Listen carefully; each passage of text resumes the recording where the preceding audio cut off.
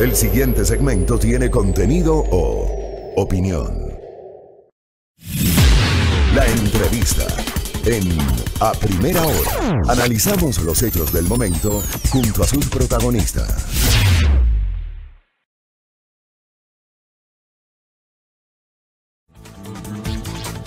7:17 en A Primera Hora. Para los que se levantaron tarde, para los que llegaron tarde, para los que recién están uniéndose a nuestra sintonía, ratificamos. La Fiscalía ha anunciado que esta madrugada detuvo al asambleísta Daniel Mendoza en el marco de varios operativos efectuados en la provincia de Manabí. Esta es información de carácter oficial. Órdenes de allanamiento en Quito, Portoviejo y Bahía de Caracas por el presunto delito de delincuencia organizada relacionados con la estructura de corrupción en la construcción del Hospital Básico de Pedernales.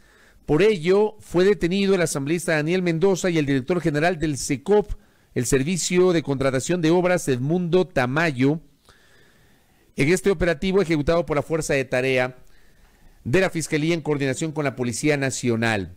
Esto en Manabí. Vamos hasta Guayas porque, claro, hay, digamos, una discusión en torno a lo que está pasando en esa provincia. La postura pública del Partido Social Cristiano, que se entiende, digamos, no creo que haya otra interpretación. El Partido Social Cristiano le ha retirado el apoyo al prefecto de la provincia del Guayas, y eso es lo que vamos a conversar para iniciar esta entrevista con el asambleísta Henry Cucalón Camacho. Él es legislador del Partido Social Cristiano por la provincia de Guayas. ¿Cómo le va, parlamentario? Bienvenido. Muy buenos días. Un gusto saludarte, Fabricio. Un abrazo a todos los distinguidos oyentes que nos siguen por las redes sociales. Gracias a Henry Cucalón. A ver, la comunicación de hace 3 días del Partido Social Cristiano implica que esta agrupación política le quitó el respaldo al prefecto que llegó a ese cargo auspiciado por la lista 6. De forma inmediata a que se hicieron públicos los hechos relacionados con presuntas irregularidades y hechos de corrupción, fue automática la postura del Partido Social Cristiano, del líder Jaime Nebot, del bloque legislativo y de toda la organización, de que alguna vinculación partidista jamás puede ser obstáculo para que se investigue, se sancione y, de comprobarse, vaya a la cárcel cualquier persona, cualquiera, porque nadie puede tener corona. Asimismo, usted podrá haber visto que inmediatamente hubo un pronunciamiento del bloque legislativo donde inclusive se solicita la renuncia, porque no se puede exigir, recordando que no es un funcionario de designación, sino un dignatario de elección popular. Y en mi caso complementé que, sin perjuicio de que las investigaciones judiciales y las acciones de control continúen, respetando el debido proceso, por supuesto, era claro y evidente que existía una responsabilidad política que debe ser asumida y, por tanto, en ese sentido, no cabe que se continúe en el puesto, porque usted bien sabe, Fabricio, que una cosa son las responsabilidades penales, que son individuales, y en este caso una responsabilidad política en el accionar. A veces confluyen y a veces no. Es decir, pocas veces, o no es muy común, que una organización política, y usted que tiene muy buena memoria, tome una actitud tan frontal, dura e inmediata cuando llega a su conocimiento algún tipo de acción. Espero lo mismo, porque reitero, en esta lucha, que no puede ser declarativa, sino de acción, no haya excepción alguna. Lo que usted dice es cierto. Pocas veces yo no recuerdo casos así emblemáticos en los cuales una organización política haya tomado una decisión como la que usted está describiendo. O sea, ocurre cuando ya las cosas, o sea, no hay forma, no hay manera, digamos, de seguir respaldando a determinado personaje, a determinada autoridad, a determinado funcionario. Y allí viene mi pregunta. Ustedes toman esa decisión porque desde la óptica de los socialcristianos hay serios indicios de que efectivamente se cometieron irregularidades en torno a procesos de contratación en la prefectura del Guayas. La justicia determinará, porque esa es su labor, la de los jueces y los fiscales, el grado de responsabilidad y la respectiva sanción para evitar la impunidad. pero nosotros no podíamos, y también hablo como Henry Colón, bajo ningún concepto que se malentiende solapar, inclusive la investigación sobre el texto está revestido de alguna autoridad, de alguna predominancia partidista. Eso no es correcto, y por eso es lo que usted cita. Desde el principio, todos somos iguales ante la ley. Nadie puede estar por encima de ella, y aquí no puede haber ningún tipo de privilegio. No solamente si es que llega la sanción, eso lo determinarán los jueces, pero desde el inicio, porque la costumbre, lastimosamente, ha sido lo contrario: hacerse los locos, tratar de tapar, que no es conmigo, desviar la atención, y esa no es la posición. Ahora bien, en el aspecto práctico, político, está la contundencia de la situación que, reitero, mi provincia no merece, políticamente hablando, administrativamente hablando, que sus representantes, digo en plural, y en este caso particular, estén en esta situación, esta investigación, porque eso no puede representar a una colectividad. Eso en el punto, reitero, de la posición política administrativa de elección popular, sin perjuicio de que los jueces y la justicia dictaminen en derecho la sanción correspondiente. ¿Carlos Luis Morales se afilió al Partido Social Cristiano o no? No, no es afiliado al Partido Social Cristiano, él mismo lo ha mencionado. No hay por qué sorprenderse. Ecuatoriano, en las últimas elecciones, obviamente los partidos auspician, registran a los candidatos, muchas veces se mantienen como independientes, pero obviamente hay un auspicio en la organización política. Nosotros no podemos decir que no corrió por nuestras listas y recibió en su momento un enorme respaldo popular. Recordemos que ganó con más de 30 puntos de diferencia a su contendor. Sí, esa es la elección. Yo me acuerdo. Estamos hablando ya del ejercicio, y este debe ser un tema que nos atañe a todos, de cultura política, de lo que ya significa ejercer los puestos que el pueblo nos ha confiado. Yo me acuerdo de la elección y claro, Morales se sacó 30 puntos de distancia a Pierina Correa, que terminó segunda en la carrera por la prefectura, pero como están las cosas, ¿ustedes consideran hoy, en medio de estos episodios, que se equivocaron al respaldar la candidatura de Carlos Luis Morales? Mire, uno cuando toma estas decisiones electorales que no son refrendadas por el pueblo, porque estoy pendiente de la entrevista anterior, hay que diferenciar funcionarios de designación, como es un ministro, un subsecretario, un asesor, un director o un presidente del IES, que uno pone y saca de un plumazo de lo que es la elección popular. Había los elementos, después de haber hecho una concejalía en el cantón, etcétera, para poner a consideración del pueblo. El pueblo así lo ratificó, ya sea por la persona, ya sea por la fuerza del partido político, por la propuesta, pero ese es un momento. Es un momento.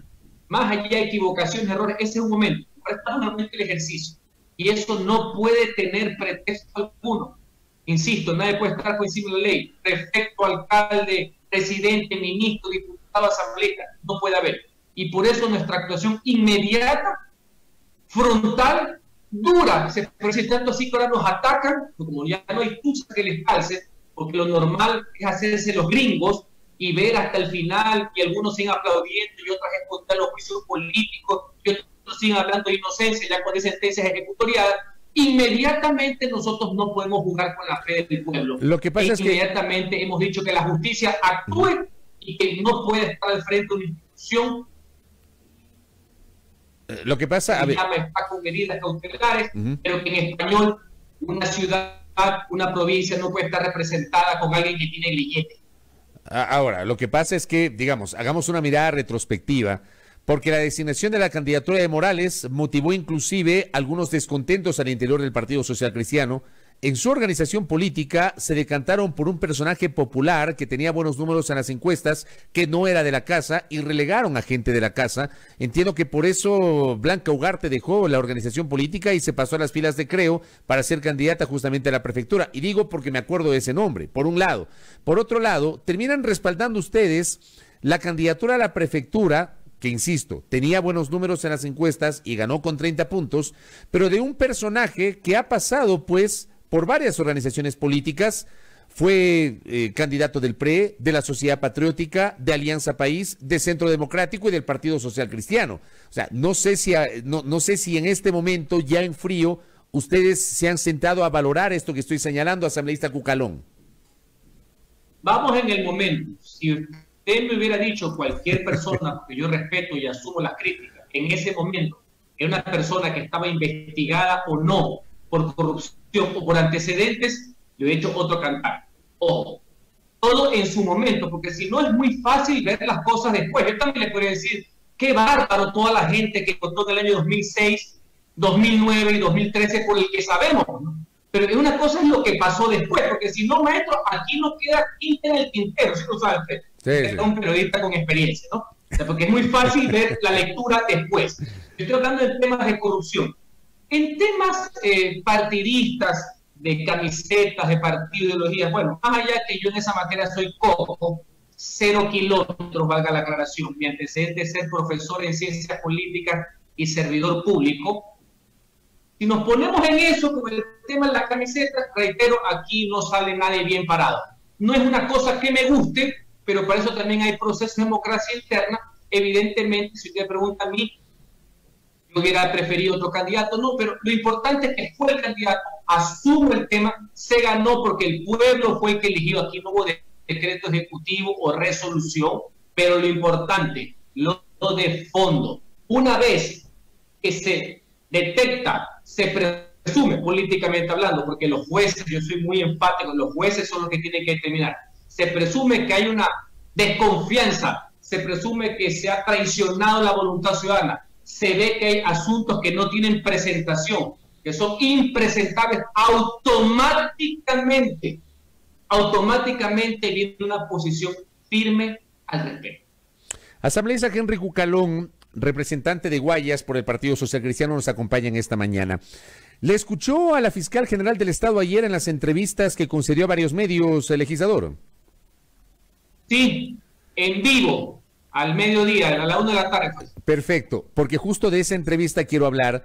En el último tramo, y esto lo publiqué en mi cuenta Twitter anoche, en el último tramo de la entrevista que le hace Tania Tinoco de Ecuavisa a la fiscal Diana Salazar, la fiscal hace dos declaraciones que a mí en lo personal me llamaron la atención. La una, que está dispuesta a poner su cargo a disposición, y la otra, que le han dicho que se está exponiendo a un juicio político. Ambas tesis a mí me han llamado la atención, porque en la primera, yo no sé si implícitamente ella está de alguna manera dejando abierta la puerta para que eventualmente renuncie en el transcurso de los siguientes meses o semanas. No lo sé. Digamos, la declaración fue tan abierta, tan amplia, que no encuentro un hilo conductor que no sea el otro de, digamos, pensándolo mal, hay gente que piensa que está allanando el camino para una candidatura.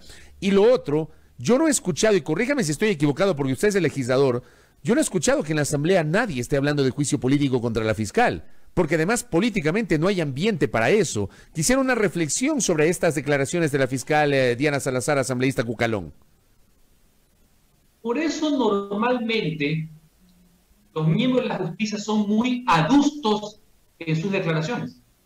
He dicho que los jueces hablan a través de providencias. Ojo con ese tema. Segundo, efectivamente yo no he escuchado ni de frente ni de costado algún comentario acerca de un proceso político contra la fiscal general.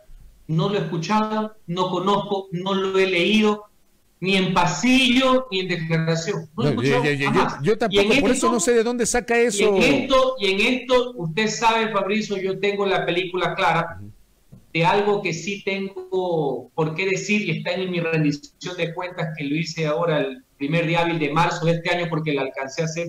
Yo he participado en todos los procesos políticos de la Asamblea Nacional. He intervenido en todos los juicios políticos. En algunos he sido interpelante. Inclusive, ya que hablan de la Fiscalía, a través del liderazgo de mi partido y conmigo de interpelante, nosotros logramos la destitución del señor Carlos Vaca Mancheno, fiscal general de la Nación. 129 votos, algo contundente y aplastante con respecto a lo que es el ejercicio de control político. Así que yo no he escuchado eso a la fiscal, que se mantenga tranquila, que siga haciendo su trabajo y que se exprese a través de acciones, que se exprese a través de sus providencias. Porque en el Congreso Nacional, la Asamblea yo no he escuchado. Y lo que sí he escuchado fue que hace 2 días presentamos la demanda de juicio político al mentiroso profesional del señor ministro de Finanzas del país. Ese sí es el juicio político, que estamos a expensas de que el Consejo de Administración de la Legislatura ya no lo dilate más, como hay otros juicios que dilatan las autoridades legislativas que tienen padrinos con ciertos ministros, y que nos vamos al juicio político de una persona que no solamente le mintió al pueblo, le mintió a la Asamblea, sino que privilegió intereses inconfesables en momentos de tragedia, de pandemia, cuando la vida de los ecuatorianos estaba de por medio. Y que encima, siguiendo tesis impresentables, castiga la educación pública, castiga el emprendimiento, castiga el conocimiento y la igualdad de oportunidades cuando hace un recorte de carácter inconstitucional y lesivo a los intereses de los que menos tienen. ¿Usted por qué asume que la fiscal del Estado hace esta declaración, asambleísta Cucalón? O sea, ¿ve algún tipo de, digamos, interés político? ¿Usted no cree que esa declaración de la fiscal termina siendo política, la efectuada el día de ayer, en el contexto que estoy señalando? Desconozco, porque como no tengo ningún antecedente, pese a que soy un lector compulsivo, como no conozco de dónde sale eso, me imagino que es una declaración abierta que esto ella, insisto, yo espero que siga trabajando, de que no haya excepciones en el cumplimiento de la ley, que se exprese a través de procesos y que sigamos todo adelante. La lucha contra la impunidad no tiene signo. La justicia no tiene partidarios, no tiene adversarios tampoco. Es la igualdad ante la ley. Debe sancionar con rigor e evitar la impunidad. Ese es su trabajo. Y en ese sentido, el país, no nosotros, solamente el país la tiene que respaldar, porque el país tiene que respaldar a sus autoridades. El país tiene que respaldar la institucionalidad de por medio, sin temor ni favor. El tema es que, y usted sí lo dijo hace minutos, yo también lo comenté en la primera parte de este espacio, relataba, por ejemplo, el caso de 1995, el proceso contra el entonces vicepresidente Alberto Dajic, cuando el entonces presidente de la Corte Suprema de Justicia, Carlos Solórzano, ante las insistentes preguntas de los periodistas, decía: ustedes me conocen, yo hablo a través de mis providencias, y era casi imposible sacarle una declaración a Solórzano Constantine que no sea el que yo hablo a través de mis providencias. El tema es que yo creo que lo mismo aplica para el resto de operadores de la Administración de Justicia y aplica también para la Fiscalía. Pero cuando yo escucho una declaración de estas, a mí se me invita a reflexionar, y es la duda que se plantea, porque la fiscal de alguna manera como que deja abierta la puerta para una eventual renuncia, y esto se presta para la suspicacia. ¿Usted no siente eso, asambleísta Cucalón? Fabrizio, veo que seguimos en lo mismo, ya sea por el juicio o por la renuncia. Para mí el país está primero, no tengo antecedentes al respecto, no puedo hacer de pitoniza tampoco, no tengo esas artes. Yo me baso sobre hechos ciertos y sobre esos hechos tengo que tomar decisiones. No he escuchado, no tiene por qué. Estamos en la vía del fortalecimiento institucional. Fortalecimiento institucional. Más allá del tema de las personas, ojalá, reitero, que esta forma de enfrentar los hechos de corrupción tienen indignada a la ciudadanía. No es que la corrupción no importaba antes, siempre importaba. Lo que pasa es que ahora existe un sentimiento de mucha más indignación, porque en momentos en que hay dolor, donde ha habido muerte producto de esta pandemia, donde hay desempleo rampante, donde hay necesidades, donde hay carestías, donde los que menos tienen encuentran desesperación, obviamente ver cómo se llevan la plata del pueblo ecuatoriano ha rebasado cualquier tipo de tolerancia. Y eso es legítimo, eso es lo que se tiene que canalizar por los medios correspondientes, y en este caso es la justicia. Eso es lo que esperan los ciudadanos. Correcto. Que a todo el mundo le llegue el peso de la ley. Ya los avatares, los supuestos cálculos, las posiciones políticas, ese es otro mundo. Lo que la gente quiere es imparcialidad y que se haga lo que se tiene que hacer. Las formas, ya que usted cita la historia, que a usted a mí nos gusta, mucha gente hablaba que el POIT, que no es punitivo, que sí es punitivo, etcétera. Mire, en técnica legal las indagaciones previas son reservadas, pero siempre me ha llamado la atención cómo todo el mundo tiene las fotos de las indagaciones previas. Y todo el mundo es un fenómeno judicial. No sé cuál es la táctica que se utiliza. Todo el mundo sabe los nombres. Yo me reía porque cuando hemos debatido, yo fui uno de los proponentes de la eliminación de la ley de comunicación en su parte sancionadora, punitiva y que coarta principios constitucionales y derecho internacional inclusive. Decía, en algunos casos se cuidan con el NN, porque parte del principio de que todo el mundo es inocente, Fabricio, hasta que en sentencia se demuestre la culpabilidad. Entonces los principios de derecho establecían que uno no puede decir el nombre. Yo decía que en delitos crasos, cuando es delito flagrante, con las manos en la masa, la persona que le detienen en el acto de violación a un menor, o con el arma, con la pistola humeante en un asesinato, más allá que igual se tiene que comprobar, evidentemente en sentencia, podría haber esta libertad el tema de los nombres. Pero veo que esto también es medio selectivo, porque cuando queremos ponemos los nombres completos ya a los alias, y cuando queremos ponemos NN. Es una de las cosas que tenemos que tener uniformidad en el criterio. Entonces yo sabía que las indagaciones previas son reservadas. La instrucción fiscal es que ya es pública. Pero bueno, son casos. Lo que quiero llegar es que lo importante es que la justicia avance. Y sin perjuicio de eso, cada uno en la esfera de sus competencias tenemos que establecer responsabilidades políticas, así como la Contraloría, las administrativas y las civiles. ¿Por qué digo aquello? Porque a nosotros nos corresponde sancionar políticamente a los ministros de Estado, por citar un ejemplo, o a un exfiscal que era el tuitero mayor del expresidente de la República. Esa es nuestra labor. Los consejeros provinciales tienen la labor de sancionar políticamente y remover, por ejemplo, a un prefecto. Es decir, cada uno tiene una competencia determinada. ¿Cuál es el eje en común? De que nadie está por encima de la ley. Y yo suscribo sus palabras en el sentido de que a mí esa norma siempre me pareció una ridiculez. O sea, ayer, por ejemplo, escribir el expresidente Abdalá B, cuando todos sabemos que es Abdalá Bucaram, o sea, la norma debería proteger no al personaje público, sino al ciudadano de a pie, al ciudadano común y corriente, para proteger su identidad. Pero bueno, eso es algo que he venido durante años señalando en estos micrófonos. La última pregunta para Henry Cucalón. Hace 2 días, el señor presidente de la República se presenta en una cadena nacional y casi que le llama la atención a la Asamblea, como lo hizo durante la presentación del informe de la Nación el 24 de mayo. Lo hace hace 2 días, pero de una forma todavía mucho más frontal, exhortándole, y utilizo este término, digamos, para matizar la declaración del presidente, exhortando a que la Asamblea no enjuicie políticamente a su ministro de Finanzas. ¿Cómo toma el asambleísta Henry Cucalón esa postura del presidente Moreno expresada hace 2 días en una cadena? Pero ¿usted qué puede esperar? Y lo digo con el respeto, pero con la firmeza del caso. Una persona que, parafraseando al presidente Hurtado, el teleprompter va más allá de los conceptos. ¿Qué puede esperar? Donde han devaluado la palabra presidencial a grado sumo. Los mismos que cuando presentaron las leyes económicas tributarias urgentes, que no terminaron siendo tributarias ni urgentes, dijeron por ahí con los corifeos que tienen ahí de comensales de Palacio, amenazando de muerte cruzada, de disolver el Congreso de la República, aplicando un artículo que está en la Constitución. Pero si yo digo lo mismo, porque el artículo es cruzado, por eso es cruzado, ¿no? Porque si la Asamblea hubiera dicho lo mismo, a lo mejor me llegaba una boleta, porque así son estos modositos.